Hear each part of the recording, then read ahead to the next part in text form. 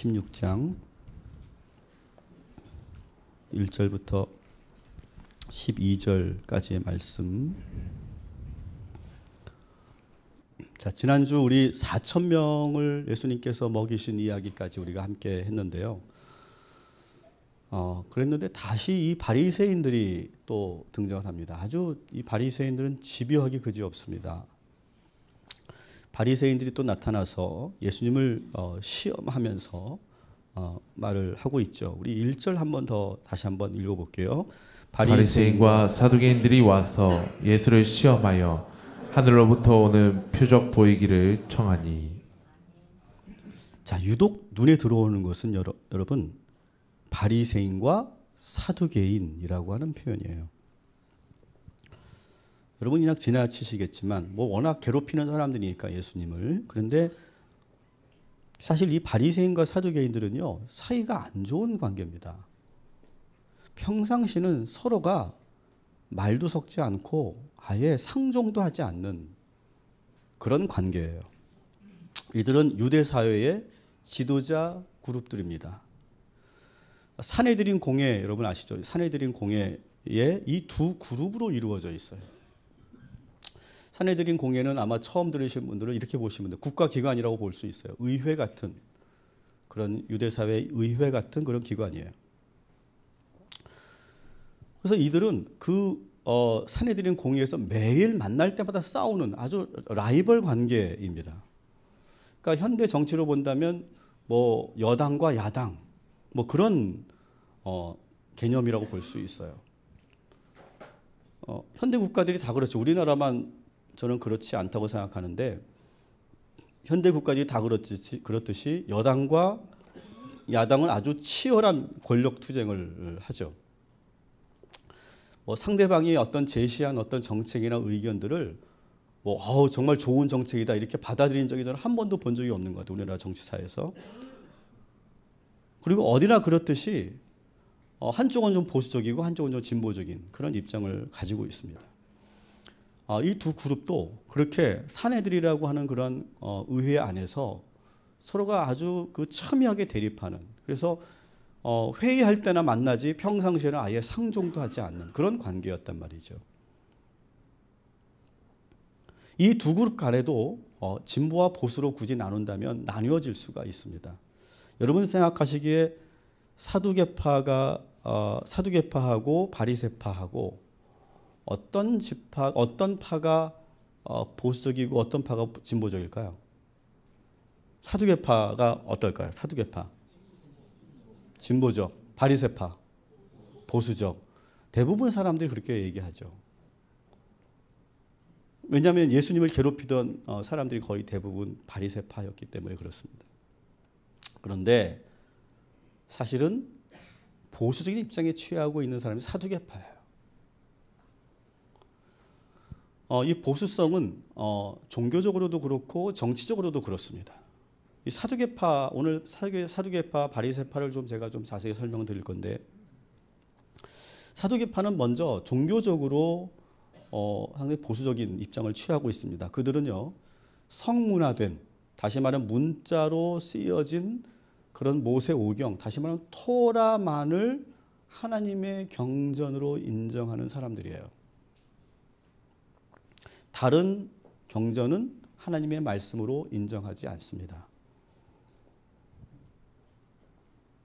그러다 보니까 이 사두개파는 어떤 입장을 가지고 있냐면 보이지 않는 것들에 대해서는 인정하지 않으려고 하는, 그래서 가령 부활 그런 게 어딨냐, 부활이 어딨냐, 또 천사의 존재, 어떤 마귀의 존재, 그런 것들을 아예 눈에 보이지 않기 때문에 인정하지 않는 그런 입장을 취하고 있어요.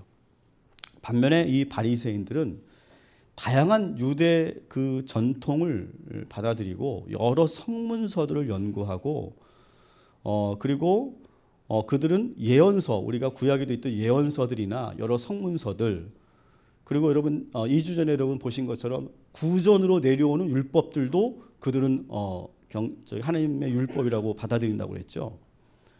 좀 폭넓게 하나님의 말씀을 좀 폭넓게 해석하고 이해하려고 하는 그런 입장을 가지고 있는 사람들이 바로 바리새파예요. 그래서 이 바리새파는 아까 사두개인들과 다르게 부활을 믿습니다. 부활을 믿고요. 그 다음에 천사나 마귀와 같은 어떤 영적 존재, 영적 세계를 믿습니다. 그리고 영원 불멸을 믿어요. 그래서 사람이 비록 죽어도 우리의 영혼은 살아있고, 그래서 그 사람이 어떤 삶을 살았느냐에 따라서 그들이 천국과 지옥으로 간다. 그렇게 믿었었어요. 근데 사두개파는 정반대였어요. 인간은 죽으면 그냥 흙으로 끝난다.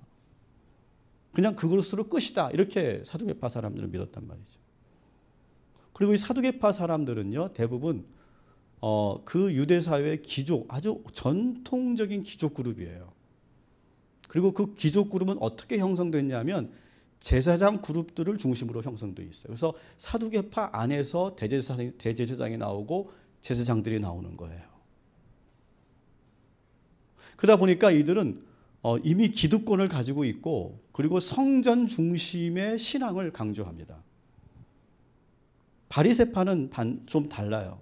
바리새파는 율법을 철저히 지키는 것을 강조했기 때문에 그들은 주로 회당에서 많은 백성들을 가르쳤고요. 물론 제사를 부정한 건 아니지만 제사 이외에 또 다른 하나님의 율법을 우리는 철저히 지켜야 된다, 이렇게 생각하는 사람들이었어요. 그래서 두 집단 간의 이 종교적인 헤게모니 싸움이 아주 만만치 않습니다. 절대 물러서지 않는 그런 관계예요. 정치적으로도 마찬가지인데, 정치적으로도 이 사두개파는 이미 오래전부터, 수백 년 전부터 기득권을 가지고 있었기 때문에 상당히 보수적이에요. 반면에 정치적인 입장에서 바리새인들은 이 사두개파보다는 상대적으로 진보적인 입장을 가지고 있어요. 그러니까 가령 이렇게 여러분 우리나라 역사를 비유해서 설명드리면 이해가 되실 거예요.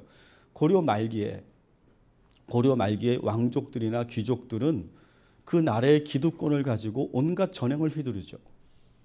그때 누가 등장합니까? 유교 사상으로 무장한 신진 사대부들이 등장합니다. 그들이 등장하면서 새로운 나라를 주창하고, 그리고 꿈꿨던 것처럼 이 바리새인들도 이 하나님의 율법으로 다시 재건되는 하나님 나라, 이것을 주장하는 사람들이 바로 바리새인들이에요. 그들은 우선 자기들을 지배하고 있는 로마 제국을 좋아하지 않습니다. 그들은 다시금 다윗 왕국의 영광을 꿈꿔요. 근데 여러분, 바리새인들이 그러면 상당히 좀 이렇게 정의롭고 좀 이렇게 좀 뭔가 좀 그런 사람들이라고 우리가 생각하기 쉬운데, 그들은 그렇다면 다른 그런 일반 백성들이 나라 독립을 위해서 목숨을 걸고 싸울 때 같이 했느냐? 같이 하지는 않았어요. 왜냐하면 그들은 엘리트, 지식인들이기 때문에 그래요. 그들은 오직 종교적인 문제, 율법의 문제를 건드리며 상당히 반로마적인 입장을 취하지만, 그냥 보통 때는 사두개파처럼 그렇게 친로마적이지는 않지만 그냥 그 현실을 받아들이는 정도의 어떤 그런 진보성을 가지고 있는 사람들이에요.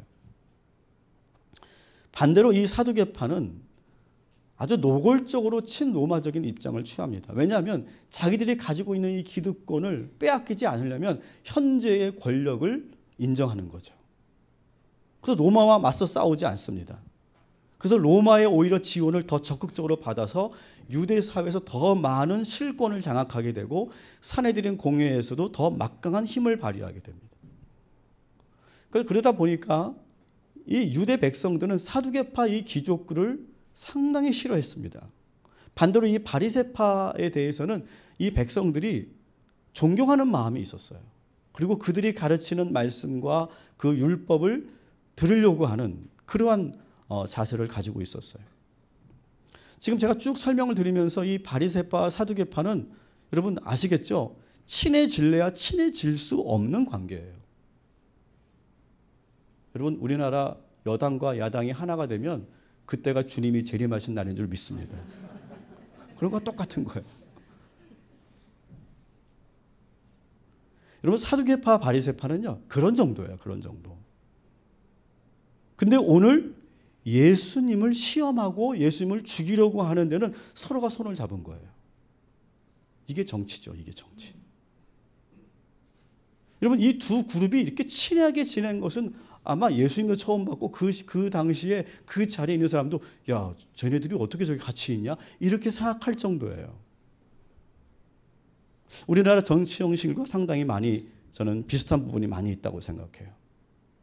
어제의 적이 오늘의 동지가 되고, 그죠? 그리고 이해관계에 따라서 이합집산하면서 결국 그 자기의 그 기득권을 지키려고 하는 그런 우리 현실과 별반 다르지 않아요. 근데 여러분, 우리가 정치인들을 우리가 오늘 비판하거나 오늘 제가 어떤 정치 비판을 하려고 하는 게 절대 아니에요. 근데 여러분, 이게 정치인들만 그러냐고요, 이게. 우리가 정치인들, 저 썩은 것들, 우리가 그렇게 말하는데요. 저렇게 자기의 기득권을 위해서라면 어제의 적이 오늘의 동지가 되는 저것들 막 우리가 하지만 우리들은 안 그러냐고요, 우리들은. 오늘은 우리들의 모습을 보기를 원해요. 여러분, 이러한 삼각관계, 둘이는 막 싸우는데 예수를 중심에 놓고 둘이 싹 손을 잡는 이 삼각관계는요, 우리의 삶에 어디에서나 존재해요. 오늘 제 얘기를 들으면서 여기에 자유로운 분들만 우리 국회의원들에게 돌을 던지시기 바랍니다. 여러분, 이런 삼각관계는요, 우리 삶에 어디에서나 존재하는데요, 우리 아이들의 학교에서 이런 일들이 많이 일어납니다. 특히 여학교에서.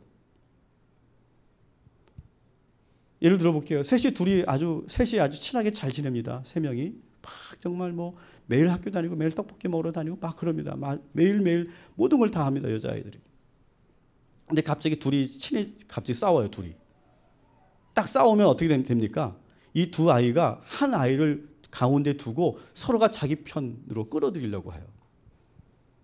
그래서 막 상대방에서 막 안 좋은 얘기 여기 하고 막 그럼 여기서 이야기 듣고 저기서 그 얘기 듣고 그렇게 중간에 있게 돼요. 근데 중간에 있는 아이가 자기를 놓고 이렇게 싸우는 것이 너무 싫으니까 두 친구를 이렇게 거리를 둡니다. 그랬더니 싸우던 얘네들이 갑자기 친해져요. 갑자기 친해지면서 그때부터 자기 편이 안 돼준 그 중간에 있는 친구를 왕따시키고 괴롭힙니다. 여러분, 이게 어디 여학교만 그런 일입니까? 남학교도 마찬가지고요. 이게 우리 아이들만 그런 일입니까? 어른들의 세계가 더 심하죠. 회사에서도 그렇고요. 엄마들 모임 참 무섭죠. 심지어 교회에서도 그렇습니다. 이런 일이 자주 일어납니다. 506동 엄마와 또 102동 나옵니다. 102동 엄마가 불편해집니다. 그러면 이제 이 506동 엄마가 304동 엄마에게 가서 막 102동 엄마에 대해서 막 안 좋은 얘기를 합니다. 그리고 자기 주관적으로 막 얘기를 해요. 근데 이 304동 엄마가 자기 편이 안 돼주는 거예요. 상당히 멋쩍죠. 그래서 또 다른 엄마한테 가서 또 102동 엄마에 대해서 막 얘기를 합니다. 그랬더니 이 엄마는 또 내 편을 들어주는 거야.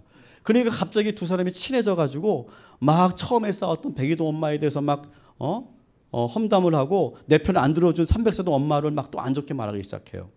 그러다가 갑자기 또 이 102동 엄마하고 또 화해를 하네. 그러면서 이 새 엄마가 갑자기 친해지고 자기 편이 안 돼준 이 304동 엄마는 브런치 모임에 앞으로 끼워주지 않는 거예요. 여러분, 이게 상당히 유치해 보이죠? 그렇지만 우리 인간관계에서 참 많이 일어나는 일들입니다. 예수님은 이렇게 사이가 안 좋았던 이 바리새인들과 사두개인들이 갑자기 친한 척하면서 당신을 시험하는 모습을 보면서 몹시 씁쓸해하세요. 여러분, 이러한 모습, 이 바리새인들이 갖고 있는 이러한 모습은요, 우리 신앙생활에 우리의 영성에 대단히 큰 그러한 치명상을 입힌다는 사실을 여러분 잊지 마시기 바랍니다. 여러분, 우리도 사람이기 때문에 누군가가 내 마음에 안 들 수가 있어요. 그리고 그 사람을 미울 수가 있어요. 그렇지만 내가 미워하는 사람에 대해서 내가 누군가에게 그 부정적인 이야기를 하는 것, 이것이 바로 바리새인적인 모습인 줄 기억하시기 바랍니다. 왜 아멘이 안 나오지? 다들 그렇게 살고 있나? 따라합시다. 그 사람이 미우면 나만 미워하자. 나만 미워하자. 나만 미워하자. 그리고 누굴 끌어들이지 말자. 그리고 이 문제를 놓고 우리는 기도해야 돼요. 그리고 이 문제는 그 당사자와 풀어야 되는 문제인 거예요. 이해가 안 되고 용서가 안 되면 주님의 은혜를 구하고 순간순간 우리는 회개해야 될 줄 믿습니다. 이것이 우리들이 해야 될 일이에요. 근데 바리새인들은 어떻게 합니까? 자기들만 예수님을 미워하는 것이 아니라 그걸 넘어서서 사두개인들을 지금 끌어들인 거예요. 야, 갑자기 친한 척 하는 거예요. 너희들 문제 있지 않아? 저 예수? 야, 우리 같이 이걸 논의 한번 해보자. 같이 한번 가보자. 끌어들이는 거예요. 지금 끌어들이는 거예요. 그리고 앞으로 이제 많은 유대 군주들을 끌어들이기 시작합니다. 심지어는 빌라도 총독, 로마의 빌라도 총독도 끌어들여요. 결국 어떻게 합니까? 예수를 죽이는 거예요. 그래서.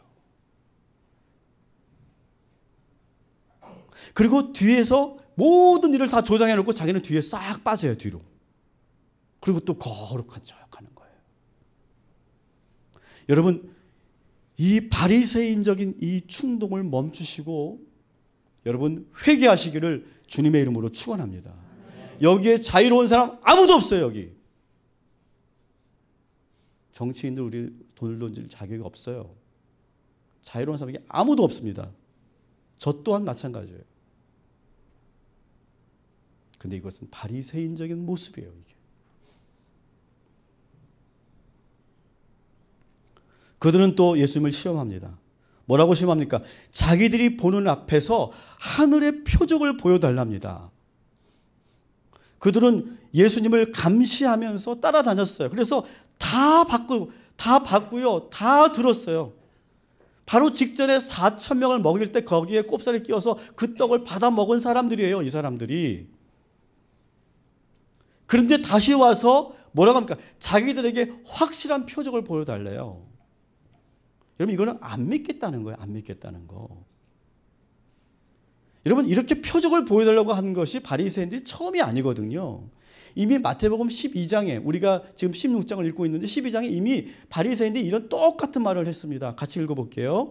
그때에 서기관과 바리새인 중 몇 사람이 말하되 선생님이여 우리에게 표적 보여주시기를 원하나이다. 예수께서 대답하여 이르시되 악하고 음란한 세대가 표적을 구하나 선지자 요나의 표적밖에는 보일 표적이 없느니라. 요나가 밤낮 사흘 동안 큰 물고기 뱃속에 있었던 것 같이 인자도 밤낮 사흘 동안 땅속에 있으리라. 아멘.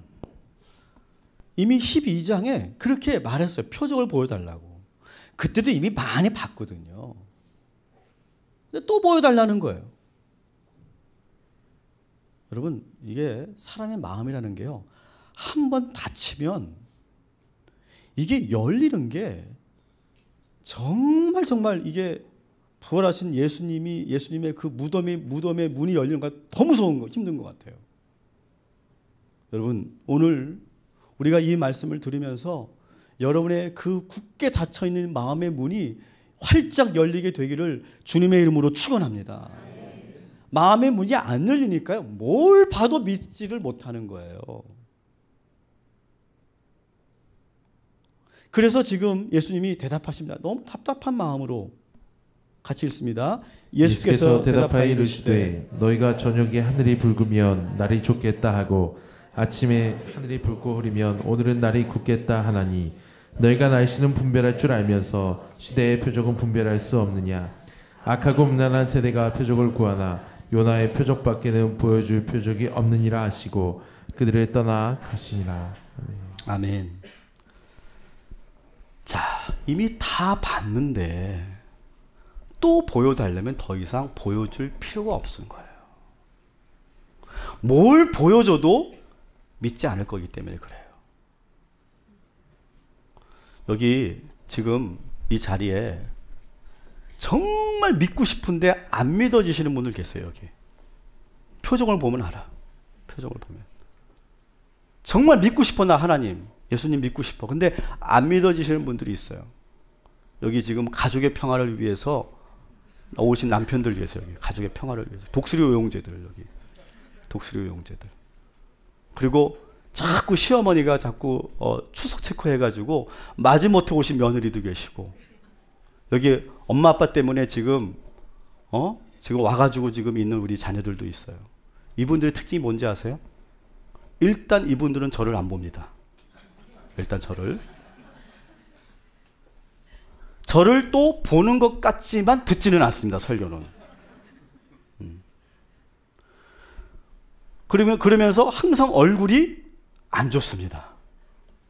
누가 건드기만 하면 폭발할 것 같은 그런 얼굴로 가지고 있어요. 제가 재밌는 얘기를 하면 절대 안 웃습니다. 이분들은요. 그러다가 갑자기 팍 터져요. 그러면 상당히 멋쩍어 하면서 갑자기 또 급하게 또 얼굴을 굳게 하는 그런 분들이 여기 계십니다. 5분 계세요. 자, 이분들의 그 어려움은 뭘까요? 믿고 싶다는 거예요. 믿고 싶다는 거. 근데 믿어지지 않는다는 게 어떻게 믿어지지 않는다는데. 그래서 좀 이분들은 그런 생각이 있어요. 나도 좀 믿고 싶다고. 근데 보여달라고. 하나님이 어디 있는지 보여달라고. 그 증거를 좀 나에게 대달라고. 지금 저 목사 설교만 하지 말고 지금 이 자리에서 하나님이 살아계심을 뭔가 증거로 보이라고. 묻습니다. 정말 그러면 제가 뭔가 좀 보여드리면 믿으시겠어요? 다행이에요. 보여달라고 안 해가지고. 되게 긴장했어요. 여러분, 믿음을 가지신 분들의 모든 믿음을 갖고 계신 분들에게 다 물어보십시오. 믿음이 없는 분들. 어떻게 믿었냐고 물어보세요. 뭘 보고 믿었냐고, 뭘 봤기 때문에 믿게 됐냐고 물어보세요. 여기 하나님 보신 분 없고요. 놀라운 어떤 기적을 체험하고 믿게 된 게 아니에요. 따라합시다. 기적보다 믿음이 먼저입니다. 먼저 믿으면 모든 것이 기적으로 보입니다. 여러분, 기적을 보고 믿어지는 게 아니에요. 지금 자꾸 이 바리새인들은 표적을 보여달라고 하는데 그 표적은 이미 봤잖아요. 봤으면서도 안 믿잖아요. 그러니까 기적을 보는 거 가지고 우리의 믿음이 생긴 게 절대 아니라는 거.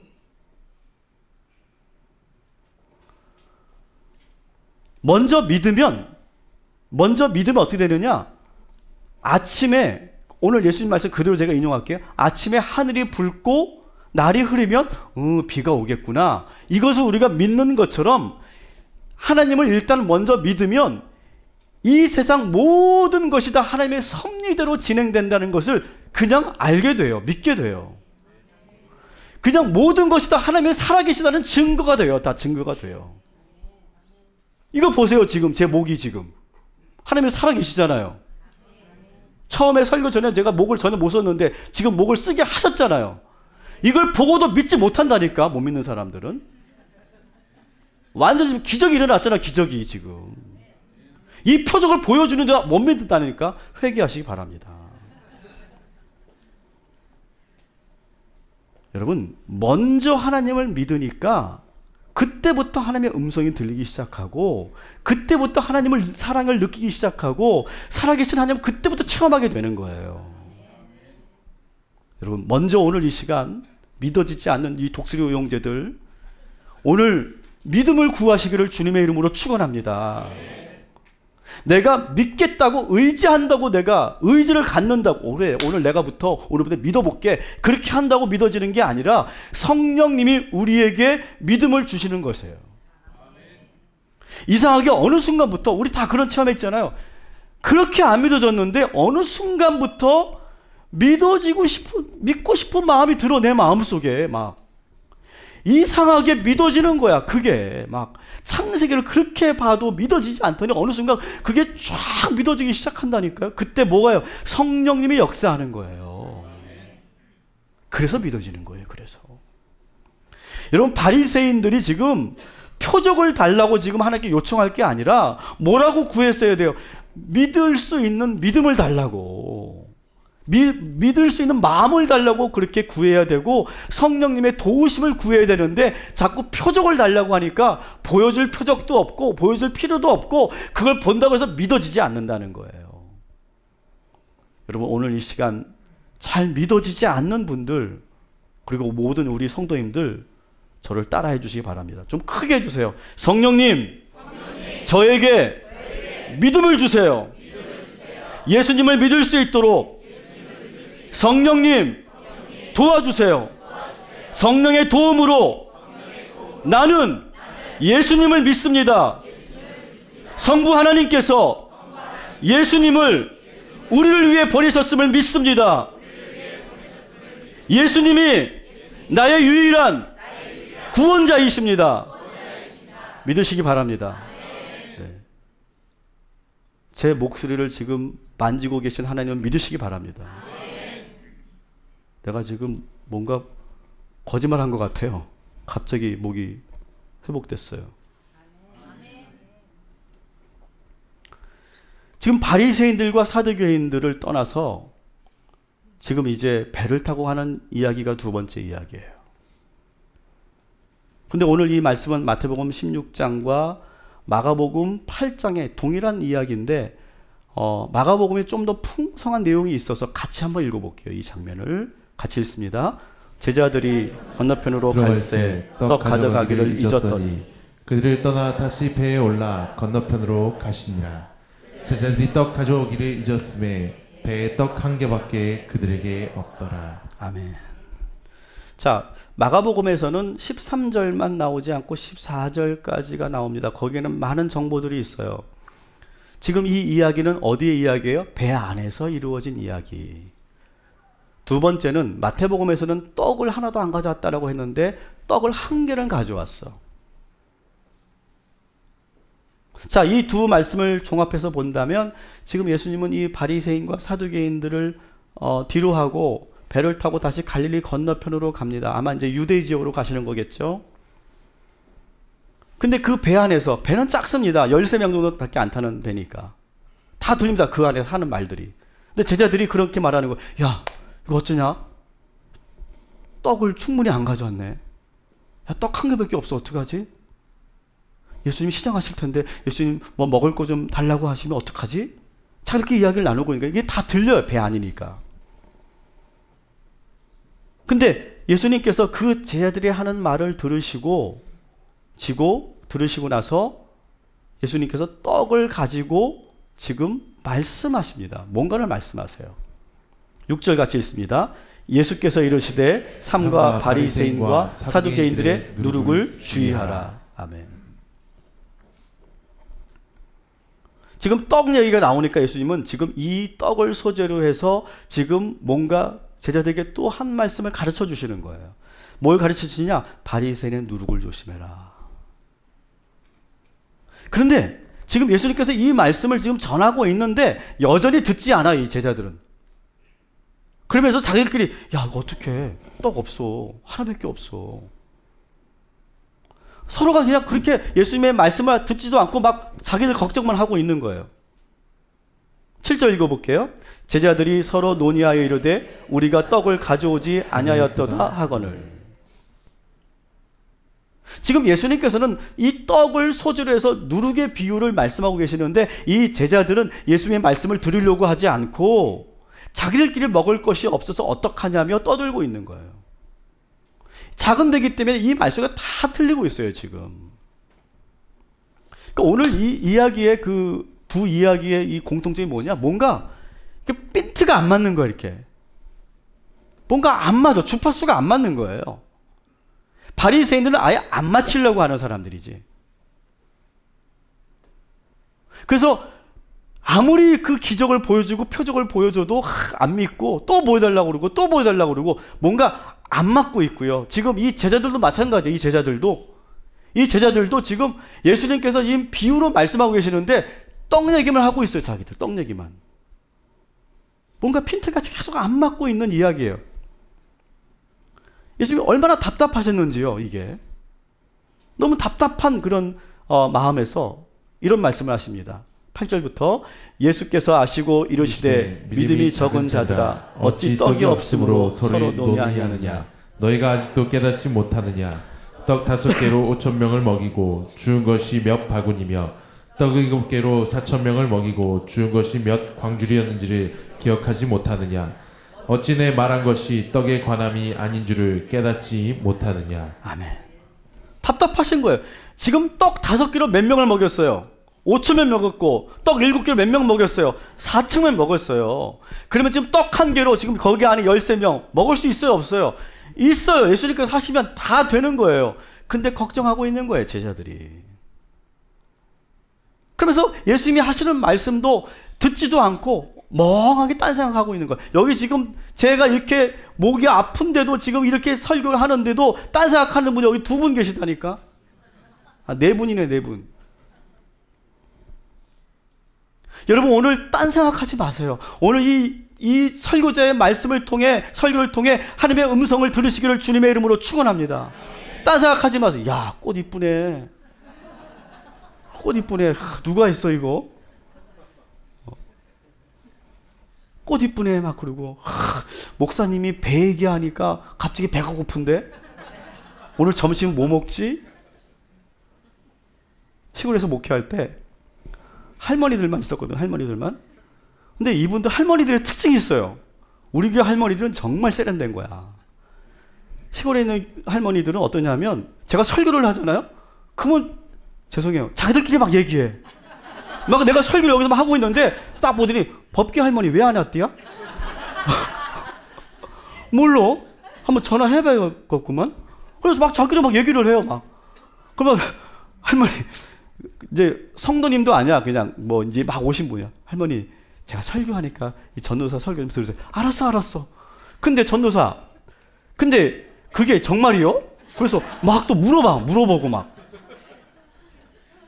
내가 막 설교를 하는데 막 창문을 막 두드려 누군가가 문을 확 열더니 전도사 있남? 그러고 난장판이야 난장판. 시골에서 목회하면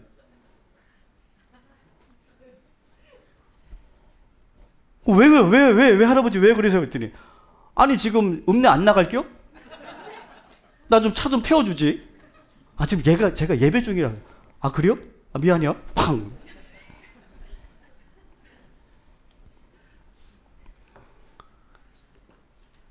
여러분 오늘 다른 거 생각하지 마시고 오직 주님의 말씀만 들으시기를 주님의 이름으로 축원합니다. 자, 예수님께서 지금 뭘 말씀하시느냐? 이거는 제자들에게만 말씀하신 게 아니라 지금 우리들에게도 지금 동일하게 하시는 말씀인데요. 16장 6절에 바리새인과 사두개인들의 누룩을 조심하라 이렇게 말씀하세요. 근데 이걸 한 번만 끝나지 않고 2번째 합니다. 11절에 오직 바리새인과 사두개인들의 누룩을 조심해라. 여러분 오늘 이 말씀을 들으시기 바랍니다. 12절에 그제서야 나옵니다. 그제서야 같이 있습니다. 그제서야 제자들이 떡의 누룩이 아니요 바리새인과 사두개인들의 교훈을 삼가라고 말씀하신 줄을 깨달음이라. 아멘. 그제서야. 여기서 말하는 이 누룩이 뭡니까? 누룩은 교훈을 말하는 거예요. 교훈. 누구의 교훈? 바리새인과 사두개인들의 교훈을 너희는 조심하라는 거예요. 오늘 우리가 들어야 될 말씀인 거예요. 이 바리새인과 사두개인들은 제가 말씀드린 것처럼 그 유대 사회의 지도자들이었어요. 존경받는 사람들이었어요. 엘리트들이었어요. 겉으로는 아주 경건하고 거룩한 것 같은데 속으로는 아주 위선적이고 남을 믿지 못하고 자기 외에는 모든 사람을 다 삐딱하게 보고 부정적으로 보는 그러한 태도를 갖고 있는 그런 누룩으로 가득 찬 사람들이 바로 이 바리새인들과 사두개인들이었던 거예요. 그런데 여러분 이게 낙수 효과라고 해서요. 위에 있는 지도자가 그러니까 다 그렇게 물들어가는 거예요. 그렇게. 그걸 조심하라고 하는 거예요. 그걸 조심하라고.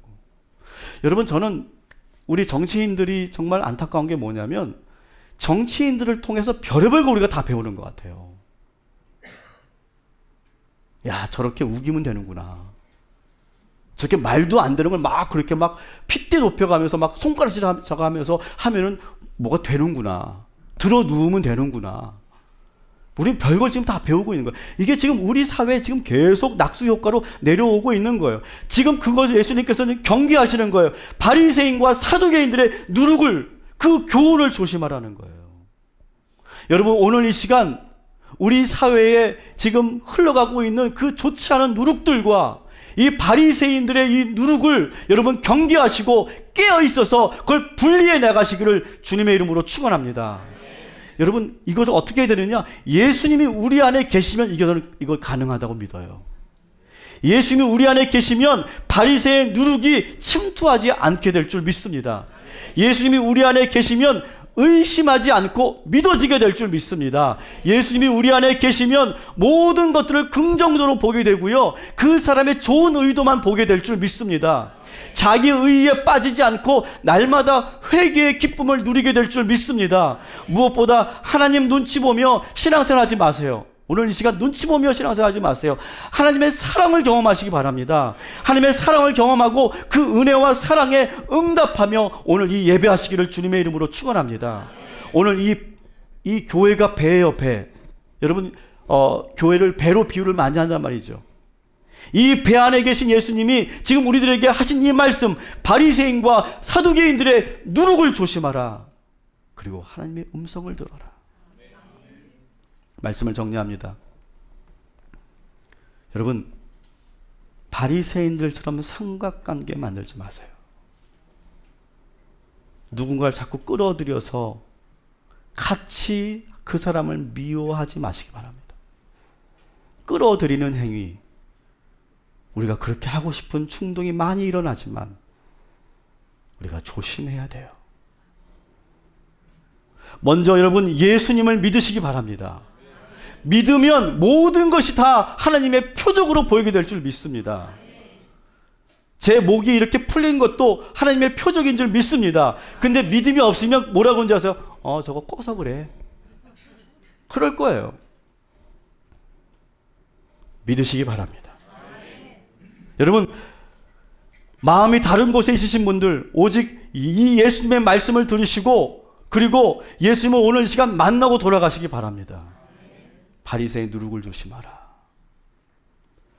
여러분의 마음에 계신 예수님께서 여러분의 몸과 마음과 생각과 감정과 여러분의 영혼을 지켜주셔서 그 누룩으로부터 지켜주시고 어떤 누룩도, 세상의 누룩도 침범하지 않도록 지켜주실 줄 믿습니다.